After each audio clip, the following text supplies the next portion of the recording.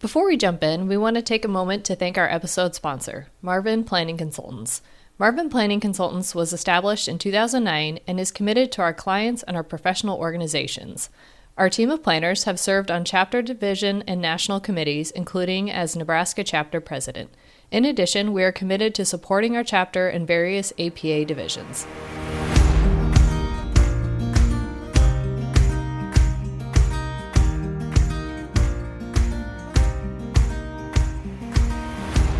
You're listening to the Booked on Planning podcast, a project of the Nebraska chapter of the American Planning Association. In each episode, we dive into how cities function by talking with authors on housing, transportation, and everything in between. Join us as we get booked on planning.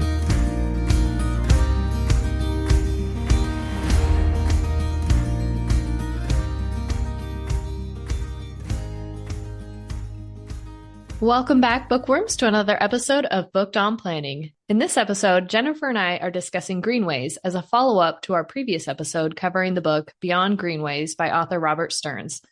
The article we're discussing was written by an author we had on the show in season 1, Randall Arendt. At that time, we were discussing the book Rural by Design, which Arendt brings into this article on Greenways, making the connection between rural and urban areas. He starts the article by saying greenways and the parklands they connect with the neighborhoods, schools, and mixed-use centers provide the unifying element that allows urban and rural values to merge, producing a superior hybrid community form. Rural by Design will always hold a special place in my heart because it was the first book that I read for the podcast back when you had the revolving co-hosts. Randall makes the point that elements of rurality, which I struggled with that word in the first episode too, must be a part of truly livable urban design. And every time I read any of his work, I am reminded of the dichotomy of our founding fathers on their opinions of how the country should develop, like Jefferson's pastoral versus the city living. And of course, we now know that Jefferson's pastoral preferences did not win out, as approximately 83% of the US population lives in urban areas today. But the incorporation of greenways and other major park systems shows that no matter what, we will still need to bring some nature into our cities. We actually talked a little bit about Jefferson's pastoral preferences in our episode last year on Cities of Tomorrow, where we had a whole chapter that was devoted to that, right? I'm not making that up. No, we talked about it on City on a Hill. City on a Hill. So too many books. It is starting to get to be a lot of books, Stephanie. Just like now we have a lot of projects from all of the books that we have read. We now have too many books too. It is good. Some of the most notable greenways were designed by landscape legends such as Olmsted, with a plan for Central Park, Boston's Emerald Necklace, and one that I'm very familiar with is in Minneapolis, designed by Horace Cleveland. Thinking of these earlier greenway projects designed at the turn of the 20th century, they are quite different from the way we plan today. They don't seem to have the grandeur they once had. Instead, they become more about trail planning and reserving the most narrow widths of right-of-way necessary to keep developers happy while also making connections in the trail system. I do dream of a day that we get a developer in our office. It's just like, I love parks. Let's plan our development around a park. It'd be great. Yes. As with most things today, it seems like we're developing even our green spaces, like you said with trails, around transportation of some kind. And I was in Boston last fall and spent some time in the Back Bay Fens portion of the Emerald Necklace. It was actually a really unseasonably warm October day. So we were sitting out in the park and enjoying it. And there were also a lot of people who were clearly like native to the area enjoying this space. And it reminded me that we don't really plan for these types of larger public third spaces anymore. In our more like consumer driven world, we've designed our third spaces to be more like bars and restaurants and shops. And I would love to see some more intentional greenway development as a third space in the coming years. Yes, I agree. And I'm also jealous. I've been wanting to go to Boston for so many years and just have not made it there. So I'll have to get there eventually and see what their Emerald Necklace actually looks like. Podcast vacay trip, I think. Be nice. Yeah. So the benefits of recreational facilities have been well documented for a while now. This article that we're referencing here in this episode is from a 2011 Planning magazine issue. And even then, the statistics indicated lower medical insurance claims for individuals that regularly exercised, which includes a 24-cent savings for every mile a person walks. It's much easier to want to walk when there's a pleasant and safe environment to do so. Arendt describes some of the areas he uses for walks in his community that link schools, transit, natural areas, and various communities together. Here in Lincoln, we have that in the form of urban trails converted from old railroad corridors back in the 1980s and 90s. These are some of our highest activity corridors because they're completely separated from traffic and nestled into the middle of neighborhoods. I definitely use the trail that runs sort of parallel to my neighborhood here. Randall also discusses the social benefits of using greenways. And although the benefits are less well officially documented, I can attest they're pretty real. Greenways are a great place to meet your neighbors and people who live in the surrounding neighborhoods because people naturally tend to gravitate towards good open space. Other social benefits include increased safety in neighborhoods as well, because once you get to know your neighbors, you typically look out for them a little more and notice the people who are new in your area. Arendt mentioned that he advocates for far more density than most cities would allow, but only when they come with first-rate community spaces that are often bike-friendly, multi-use greenways linking neighborhoods and key destinations. Here in Lincoln, we often don't see this go hand in hand with much of our density all at the core, which relies a lot on sidewalks and on-street bike infrastructure, while all our new trails are going into new areas with low-density housing developments. We have a few great urban trails from the rail conversions that I mentioned, but it's definitely not as green and connected as the new subdivisions, which have internal paths and connections through the middle of these subdivisions. I think that it's a trade-off that many planners may miss when offering up density bonuses, which are usually tied to affordable housing. It makes sense, though, that more residents in an area should be met with more green space for them to use and may make the investment pay off in the short term. It absolutely does make sense, but I know it's a struggle to retrofit green space into developed cores. Most of my work is in that redevelopment space, and it's a struggle. I think part of that struggle, at least, is in a lot of mid-sized Midwest cities.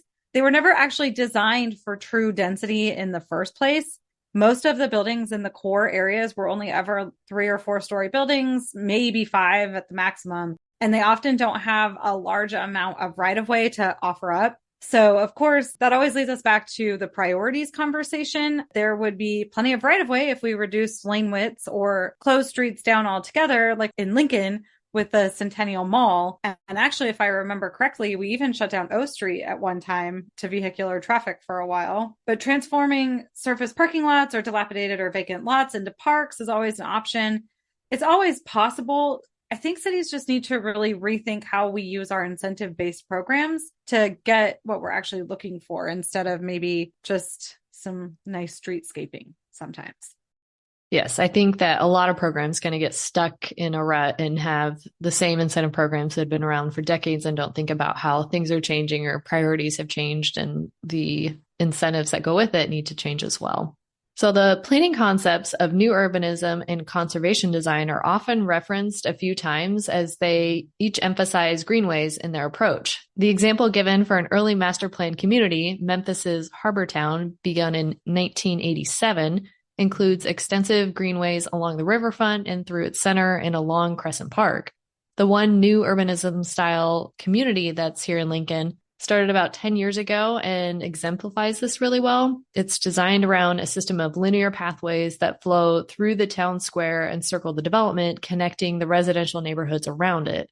Again, it's a new suburban edge development, which has room to design around this. But the major issue with it is that it's really not connected to the rest of the city and has some major barriers of highways and an interstate system separating it from the rest of the community. You know, it's interesting to me because both of our neighborhoods that were designed with the new urban concept have some of the highest property values in the city. And yet, as our developers come in and consider redevelopment in the core, or some of the other less planning minded developers work throughout the city, they don't seem to take that into consideration. It's like you could be getting more money here. I don't feel like it's a very well publicized fact, though. I think those of us that work in it day to day know this, and there's this education gap with the developers of showing them how impactful these kind of communities are. Note to self, send this episode to all of our developers. The article highlights all the well-known New Deal and early master plan communities from Radburn in 1936 up through Reston and Columbia in the 1960s. And from these communities, Randall draws the conclusion that they all succeeded because they identified the green infrastructure first and then carefully interweave a modern grid-like street network into it. Firms today usually do this as a reaction to topography, but less so when the environmental constraints are limited. It doesn't matter whether there are natural waterways or it's flat and dry. There should be consideration of greenway systems to be created to ensure that we don't just lay out boring, unconnected subdivisions, which is literally everybody is building these days. It's so frustrating. Yes. I think this happens mostly because developers hire engineers to lay out the plats and don't include designers like landscape architects or planners. And it's really frustrating. Like I took a call one day that was like, can you give me the name of a firm that could actually like lay out something, a neighborhood like this? And so I told this person I was talking to some of our major engineering and planning firms, and they were like, well, they can't do that. And I was like, well, they can do that. Every single one of those firms has a planner, has a design team that could lay out what you're looking for. It just costs a lot of money and they have to be told to do that. And the guy got really frustrated. It's like, I've not seen that in Nebraska. And it's like, well, it's because we don't prioritize it. There is one in Nebraska, and they've been doing a pretty good job with it. It's slowly developing out in Omaha, or outskirts of Omaha. And it's like Prairie Queen, I think is what it's called. I can never remember its exact name, but they're actually putting a lot of time and energy into creating different types of housing and less on vehicles and more on mixing uses. And I think it'll be pretty interesting. Good. I'm glad maybe we'll have an example to show people moving forward. Yes. So one of the recommendations was to front homes directly onto green space with alley-loaded garages. And we recommended this when I was a development review planner for a project that was struggling to fit all of the units in without creating this whole concrete jungle. And there was this block of historic homes in Minneapolis that are arranged in a similar manner, although they didn't have the rear access garages. They just didn't have garages. And I always thought it was one of the coolest little enclaves turning into the central green space rather than fronting out onto a street. And it was also a bunch of really cool historic homes. So that made it one of my favorites as well. And one of the newer communities in Lincoln attempted this, but only in a small portion of the development, reverting back to the traditional approach of fronting on the street for the rest of it. It's reminiscent of the bungalow court, a popular layout between 1910 and 1930 with cottages grouped around a common green or garden courtyard and garages on the perimeter.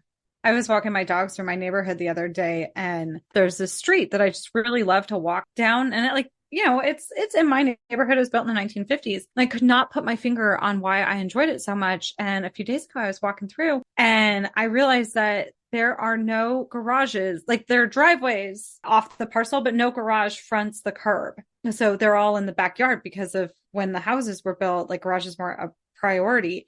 And so fine, there's a driveway, but all the houses are pulled forward. It's more interactive to the street. I was like, well, that's why I like it so much.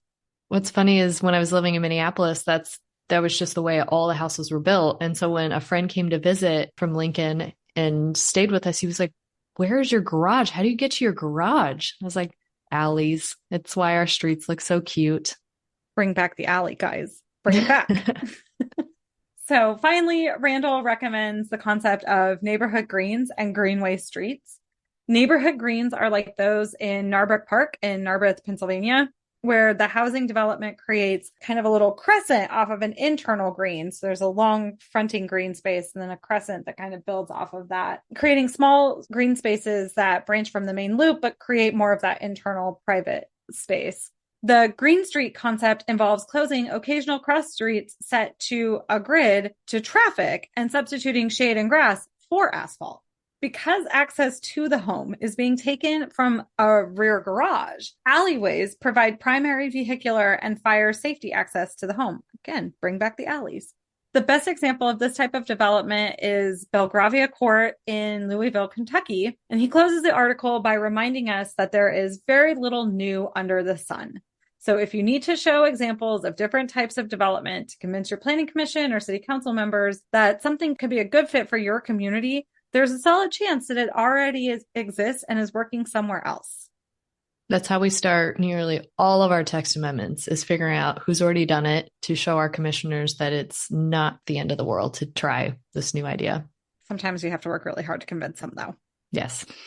We hope you enjoyed this conversation on Greenways. Remember to subscribe to the show wherever you listen to podcasts, and please rate, review, and share the show. And join us on our social media pages under the Booked on Planning podcast.